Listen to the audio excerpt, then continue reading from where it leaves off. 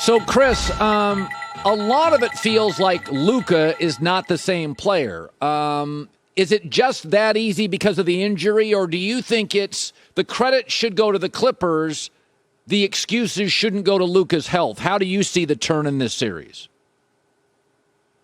No, I'm going to give the Clippers credit. I think they've shown some mental toughness that after looking at them in the bubble last year against Denver and the first two games this year against Dallas, I didn't think they had. Yeah. So they just, look, their backs were against the wall. Kawhi was getting crushed. Paul George was getting crushed. Ty Lue was getting criticized. Yep. And they all came out to play in Dallas. So give them credit. Remember, Doc Rivers, what was the biggest criticism of him last year after they lost? He didn't make adjustments. Even Paul George came out and said it. Ty Lue goes small.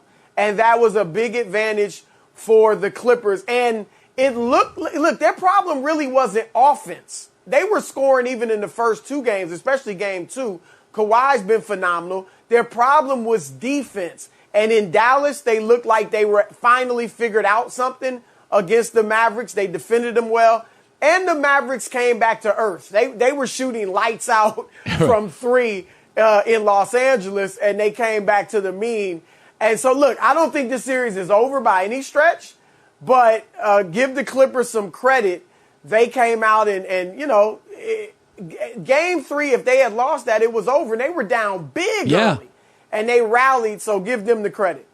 You know, it's interesting. There's been so many injuries in the Suns-Lakers series. Chris Paul hurt, now he's back. So he starts healthy, then he gets hurt. Now he looks healthy again. AD banged up, then he's great, then he gets hurt again. But I was sitting there and I was thinking, as I was watching that yesterday, if nobody would have been hurt in this series, AD was healthy and Chris Paul was healthy, I'm not sure the Lakers are better. I'm really not, because it's easy to, I know it's easy to say, well, the Lakers are healthy. But Anthony Davis's aggressiveness ebbs and flows game to game. Chris Paul's leadership does not.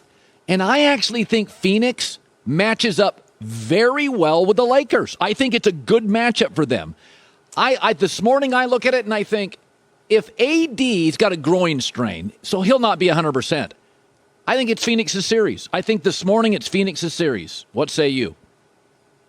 Well, look, I think the Lakers were the superior team when healthy. Like you said, everybody on both teams healthy. I'm going with the Lakers, and I'm not hesitant whatsoever, because LeBron, when he's got a guy like AD as his wingman, as we saw with Kyrie and Dwayne Wade, he's winning most of their series. So I would have went with the Lakers. But I do agree with you in that if AD can't play, and remember, before the groin injury, he was questionable with the strained knee. So I don't know, even if he is able to play, how well is he going to play? He wasn't good in the first half yesterday before he got hurt. So with a compromised or absent Anthony Davis, I am with you in that the Suns should win this series. The question is, can LeBron carry the Lakers by himself? Well, LeBron, that's too much to ask, I think, at 36 years of age. He has not beaten a team as good as Phoenix without a second star since 2007. Yeah. When he beat Detroit with Rasheed Wallace and Chauncey Billups and all those guys, and they got to the finals. Since then, he's always had either a great player as a teammate or they lost. In 2018 in Los Angeles, he wasn't able to get them to the playoffs, and when he came back from the groin injury, they went 8-13. This year, in February and March, they were 7-7 with LeBron healthy, but no AD. So Phoenix has now three of the best four players in the series. Yeah. If you take AD out, so it's too much to ask of LeBron. When you watch these playoffs, a lot of what I'm seeing, I kind of understand. Like, the one thing, as I look at all these playoffs, what Miami was not beaten, they were crushed. And it's really interesting. Jimmy Butler's body language, he's a pretty authentic guy. What he feels, he'll tell you. And he didn't like playing with young guys in Chicago. He got very frustrated. And in Philadelphia, he got tired of Simmons and Embiid's lack of chemistry. And I watched this Miami series, and I watched Jimmy Butler's body language. He got outplayed by Forbes. And I'm thinking to myself, Jimmy Butler, they either blow this thing up in Miami or I don't know. Jimmy Butler, you could lose him again. What do you make? I know we don't usually talk about teams that are out of the playoffs, but Miami has a rich history. What do you make of that mess down there? Well, first of all, and I hate to break this to Joy, they are what we thought they were. All right, Colin, there was pixie dust. There was pixie dust in the bubble. All right, I don't know what was going on in the bubble that enabled them to get to the finals. All right, they're not that good. They're not that good, and Jimmy Butler is a very good, a legitimate all-star player. He's not a superstar. We were talking about him last year like he was the LeBron versus Jimmy Butler. No, he can't shoot. And last year in the bubble, as I said, pixie dust was flying around. He was able to hit the outside shot for some reason. Okay, this year he went back to normal. In the playoffs, he didn't get hot from three. And a lot of the guys, I heard Joy mention Tyler Hero averaging 9 points, in the playoffs. So they're not, look at that roster. Is that roster scaring anybody? Duncan Robinson, Tyler Hero, Goran Dragic. I know they can shoot and all that, and Spoelstra's a great coach. But no, they're just not that good. And Jimmy Butler is high maintenance. When he was a free agent a few years ago, Colin, there were teams that told me, we don't want just Jimmy Butler. If he's available, and to be honest, a lot of them said the same thing about Kyrie Irving. We don't want either one of them by themselves. Now, if we have to take them to get KD, then we'll do it. Right. But we don't want either one of them by themselves. And that's what you're kind of seeing play out in Miami. Look, I like Jimmy. He's a hard, he plays as hard as anybody in the league. He has turned himself into a star. We all know his rags to riches tale, but he's a high maintenance guy. And we've seen it everywhere he's been, Chicago, Minnesota, and now we'll see how this ends in Miami. Wednesday we had 3 games and 3 incidents. If you count John Morant's family, people saying terrible things to his family in Utah, there's 4 different incidents with players.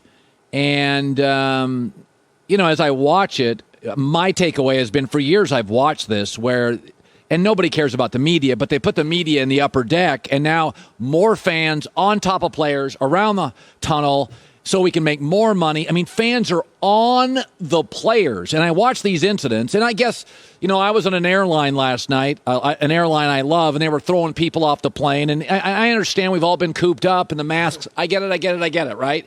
But, there's an issue right now in the NBA that for some reason in the last week, Chris, is brutal, throwing stuff at players. I like the idea that make this assault, get them out, period, not just ban them from the arena. But when you talk to players and the league, this is not something the NFL faces or hockey faces or baseball faces. Does the league get how serious this is? Oh, yeah. And that's why they're coming down hard on these or, working with the police forces in the various cities to come down hard on these fans, because no one wants a redo of the Malice at the Palace. And you see that the players are not having it anymore. Russell Westbrook was trying to get up to the fan, and we don't want to see that. So the only answer is for the league and law enforcement to come down so hard that it is a deterrent to these fans to do it. This kid, 21 years old in Boston, he's banned from TD Garden for life. And now his name and his photos all over the place.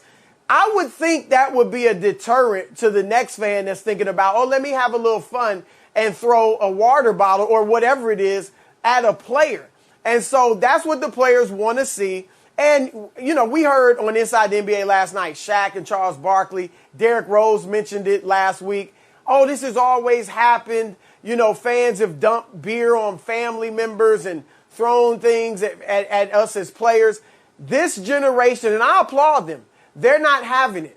They are not going for it anymore. Russell Westbrook, Kyrie Irving, they're saying, look, you can jeer, you can boo, you can have signs, all that, but respect us as human beings. And that can't be overstated, Colin, because you hear players saying, Kevin Durant said, we're not animals.